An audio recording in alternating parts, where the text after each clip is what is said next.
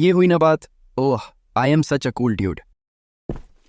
ओ cool dude, सामान ला दे पहले, उसके बाद जाना अपनी गर्लफ्रेंड को पटाने। अरे माँ, आज वैलेंटाइंस डे है। विशाखा मेरा इंतजार कर रही होगी। आज मैं उसे प्रपोज करने वाला हूँ। ओह शिट, 12 बज गए। माँ, मुझे देर हो रही है, मैं चलता हूँ। आदित्य रुकने वाला नहीं था। वो अपनी माँ की आवाज़ को अनसुना करके निकल गया। आज वो कुछ ज़्यादा ही जल्दी में था, क्योंकि उसकी फ्रेंड विशाखा उसका इंतज़ार जो कर रही थी। दोनों का साथ में लंच का प्रोग्राम फिक्स था। विशाखा और आदित्य एक दूसरे को पसंद करने लगे थे, बस प्यार का इजहार ही बाकी था।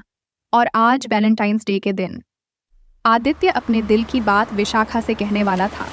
उसने सबसे पहले विशाखा के लिए एक लाल गुलाब और चॉकलेट से भरा एक गिफ्ट बॉक्स खरीदा और फिर सीधा उस रेस्टोरेंट पहुंचा जहां विशाखा उससे मिलने वाली थी। ये सब क्या है? लगता है किसी का एक्सीडेंट हुआ है। उफ, ये सब आज ही होना था क्या? मैं अपनी डेट खराब नहीं कर सकता। ऐसा करता हूँ, विशाखा को कॉल करके बाहर बुला लेता हूँ, फिर हम किसी दूसरे रेस्टोरेंट चलेंगे। ये सोचकर आदित्य ने फौरन अपने मोबाइल से विशाखा को कॉल किया। हेलो विशाखा, तुम ऐसा करो, तुम बाहर आ जाओ, हम लोग कहीं और चलते हैं। यहाँ बहुत भीड़ है, पता नहीं कौन किससे टकरा गया है। अरे भैया, एक ट्रक से वही लड़की टकराई है जिसका ये फोन है, उसी का एक्सीडेंट हुआ। तुम इसके जानकार हो तो जल्दी आकर इसे अस्पताल लेकर जाओ, हालत बड़ी खराब है इसकी। फोन पर उस अनजान आदमी की बात सुनकर आदित्य के होश उड़ गए। वो फौरन उस भीड़ के पास पहुंचा और लोगों को हटाकर देखा तो वाकई उस आदमी की बात सच थी। विशाखा खून से लहूलुहान पड़ी थी। आदि फौरन विशाखा को लेकर अस्पताल पहुंचा, लेकिन तब तक बहुत देर हो चुकी थी। विशाखा अब इस दुनिया में नहीं थी और यह दुख आदित्य से सहन नहीं हो रहा था। आदित्य, जो कुछ हुआ उसमें तेरी कोई गलती नहीं है, अब वह जा चुकी है। नहीं, विशाखा को ऐसे नहीं जाना था यार, ये तू भी जानता है और मैं भी। ये सब मेरी वजह से ही हुआ है। पता नहीं ऐसा मेरे साथ ही क्यों होता है। इतना कहकर आदित्य फूट फूट कर रोने लगा। आदित्य के साथ ऐसा कुछ पहली बार नहीं हो रहा था, बल्कि ये तीसरी बार था जब आदित्य का प्यार अधूरा रह गया था।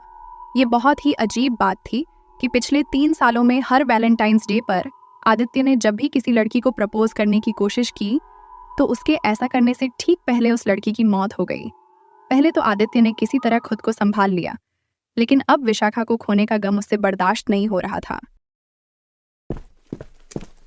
मुकुल बेटा, आदि ठीक तो है ना? फिलहाल तो वो सो गया है आंटी, पर वो ठीक है या नहीं ये तो मैं नहीं कह सकता। सुबह घर से जाते हुए कितना खुश था मेरा बच्चा। मुझे भी लगा कि शायद इस बार सब ठीक होगा, लेकिन फिर से वही सब। हे राम, मुझे तो कुछ समझ नहीं आ रहा। जाने किसकी काली नजर लग गई है मेरे बच्चे की खुशियों को। आंटी, बात तो वाकई चिंता की है। 1-2 बार की बात अलग थी, लेकिन ये लगातार तीसरी बार है जब ठीक वैलेंटाइंस डे के दिन ही आदि की गर्लफ्रेंड इस तरह से। पहले तो मुझे सिर्फ शक था, लेकिन अब पूरा यकीन हो गया है। क्या कहना चाह रहे हो बेटा? साफ साफ बोलो ना। आंटी, अब मुझे लगता है कि या तो आदि पर किसी ने कोई जादू टोना कर दिया है या फिर ये जरूर किसी भूत प्रेत का चक्कर है। ये क्या कह रहे हो बेटा? अगर ऐसा है तब तो बड़ी मुसीबत हो जाएगी। अब मैं क्या करूं? अब तुम ही कुछ बताओ बेटा। आप चिंता मत कीजिए आंटी, मैं करता हूं कुछ। आप बस आदि का ख्याल रखिए, मैं थोड़ी देर में आता हूं। इतना कहकर मुकुल वहां से चला गया और आदित्य की मां गहरी चिंता में पड़ गई।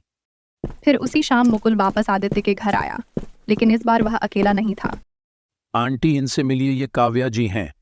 यह एक जानी मानी साइकेट्रिस्ट हैं, साथ ही इन्होंने तंत्र मंत्र की भी अच्छी खासी शिक्षा ली हुई है। मैंने इन्हें आदित्य के बारे में सब कुछ बता दिया है। यह आदि से मिलना चाहती है। अब वह कहाँ है? वो अपने कमरे में है बेटा, बस रोए जा रहा है। ना कुछ खाने को तैयार है ना पीने को। इतना कहकर आदित्य की मां रोने लगी।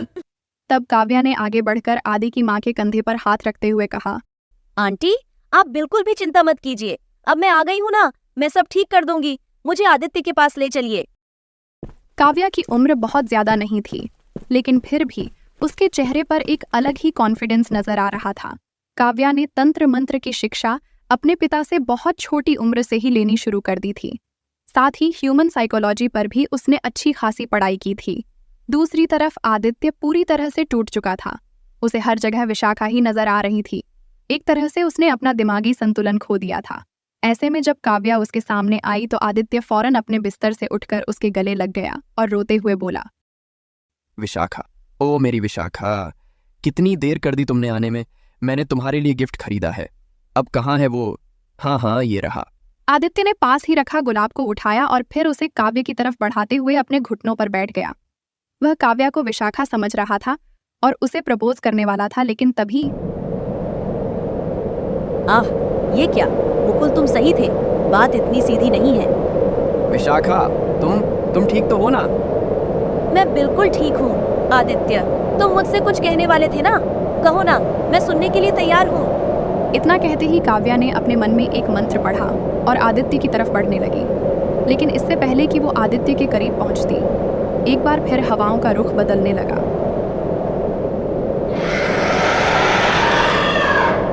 अच्छा, तो तुझे लगता है कि तू मेरी नाक के नीचे से इसे ले जाएगी? चल पीछे हट, वरना क्या कर लोगी तुम? वही ना जो इसकी बाकी गर्लफ्रेंड्स के साथ किया, वो सब कमजोर थी, पर मैं अलग हूँ, समझी तुम? अगर हिम्मत है तो मुझे रोक कर दिखाओ।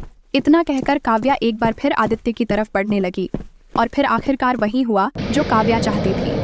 हवा एक तेज झोंके के साथ एक भयानक सी दिखने वाली चुड़ैल वहां पर नजर आने लगी, जो आदित्य और काव्या के बीच खड़ी थी। अब बोल, पीछे हटेगी या फिर मरेगी? बोलना, बोल। ना मैं पीछे हटूंगी और ना तुम्हें तुम्हारी मनमर्जी करने दूंगी।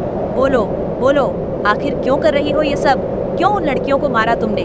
आखिर आदित्य से क्या दुश्मनी है तुम्हारी? दुश्मनी नहीं रे, ये तो मेरा प्यार है। He is my Valentine forever, है ना आदि? नहीं, मेरा तुमसे कोई वास्ता नहीं। तुम एक चुड़ैल हो। छी, दूर हटो मुझसे। अच्छा, तो तेरी अकल अब तक ठिकाने पर नहीं आई? एक बार फिर ठुकराएगा मुझे जैसे पहले ठुकराया था? आदि, मैं तुमसे बहुत प्यार करती हूँ। Please accept my love. I want to be your Valentine. क्या बकवास है? ये सब बोलने से पहले एक बार आईने में अपनी शक्ल तो देख लेती। एकदम बहन जी लगती हो बहन जी, ऊपर से फटीचर खानदान से हो सो अलग। जाओ जाकर किसी अपने जैसे को ढूंढो। बढ़िया आई। My valentine is waiting for me, समझी? जाओ। तू तो मुझे छोड़कर चला गया, पर मैंने तुझे नहीं छोड़ा और ना ही कभी छोड़ूंगी। तूने मेरे सच्चे प्यार को ठुकराया था ना। अब मैं भी देखती हूँ कि तुझे कौन अपनाती है। मार दूंगी, हर उस लड़की को मार दूंगी जो तेरे और मेरे बीच में आने की कोशिश करेगी। नहीं, तुम ऐसा नहीं कर सकती। आदित्य ने जो बर्ताव तुम्हारे साथ किया वो तो गलत था ही, लेकिन तुम जो कर रही हो वो भी बिल्कुल सही नहीं है। तुम आदित्य को कभी नहीं पा सकती और यह तुम भी अच्छे से जानती हो। अगर ऐसा है तो फिर इसे भी मरना होगा। मैं इसे कभी किसी और लड़की के साथ नहीं देख सकती। इतना कहकर वो चुड़ैल आदित्य की तरफ उसे मारने के लिए बढ़ी, लेकिन उससे पहले ही काव्या ने एक मंत्र पढ़कर चुड़ैल की तरफ फूंका, जिससे चुड़ैल आदित्य से दूर हट गई। और फिर काव्या उसके पास जाकर बड़े ही प्यार से बोली, इसे मारकर कुछ हासिल नहीं होगा तुम्हें। देखो, मेरी बात ध्यान से सुनो, ये तुम्हारे लायक है ही नहीं। इसने तुम्हारी बेइज्जती की और तुमने इसके लिए अपनी जान दे दी। ये क्या कम बेवकूफी थी जो अब मरने के बाद भी इसके ही पीछे पड़ी हो। मेरी मानो तो इसे इसके हाल पर छोड़ दो और अपने लिए एक नई जिंदगी चुनो। किसी ऐसे से मिलो जो सच में तुम्हारा प्यार पाने और तुम्हारा वैलेंटाइन बनने के लायक हो। काव्या की बातें उस चुड़ैल को समझ आ रही थीं, इसीलिए वह चुपचाप आंखों में आंसू लिए काव्या को सुन रही थी। फिर वह चुड़ैल हमेशा के लिए आदित्य की जिंदगी से चली गई। आदित्य अब आजाद था, लेकिन सच यह भी था कि यह सब कुछ देखने और सुनने के बाद उसमें फिर किसी लड़की को प्रपोज करने की हिम्मत ही नहीं थी। मैं सभी कपल्स और लव बर्ड्स से निवेदन करती हूँ कि सभी अपने प्रेमी से सच्चा प्यार करें। अगर किसी लड़का या लड़की को लव प्यार में धोखा मिलता है तो प्लीज सुसाइड ना करें। अपने माँ बाप परिवार का ख्याल करें, अपनी अनमोल जिंदगी के बारे में सोचें और मैं सभी से निवेदन करती हूँ कि प्यार में किसी को धोखा ना दे। आप सभी को हैप्पी वैलेंटाइन डे।